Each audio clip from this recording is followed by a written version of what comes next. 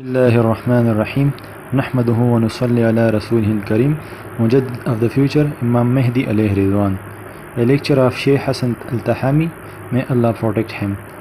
It is no longer a hidden matter that the present condition and the rapidly evolving global situation compel a serious reflection. Has the Prophet, peace be upon him, provided us with any guidance regarding such circumstances? Indeed, the most effective way to navigate through the tribulation is to turn toward the Qur'an and Sunnah of the Prophet, peace be upon him.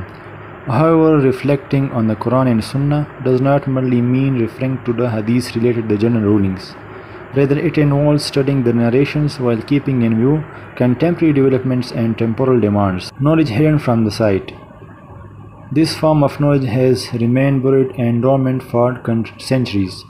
It is not only absent from today's scholarly discourse but was also obscure during the era of the companions. This can be understood from the statement of Hazrat Abu Huraira Radhiyallahu anhu, who said, "I possess two kinds of knowledge. One I have shared with the pupil, and if I were to share the other, my throat would be cut." This narration makes it clear that there are two types of knowledge. The first relates to the rulings and the beliefs, while the second pertains to the future events, knowledge of coming trials, world's leaders, and individuals who will shape the global events. Such knowledge instills fear in those who attempt to convey it, as it often leads prosecution, exile, or even assassination. Consequently, it was remained suppressed throughout history. One of the major reasons for its suppression in our times it is global dominance of atheistic and conceptual organizations, which have infiltrated academic institutions. As a result, authentic facts have been replaced by the distorted and narrations. In today's world, these Illuminati-style organizations have widespread influence and prophetic guidance regarding future tribulations.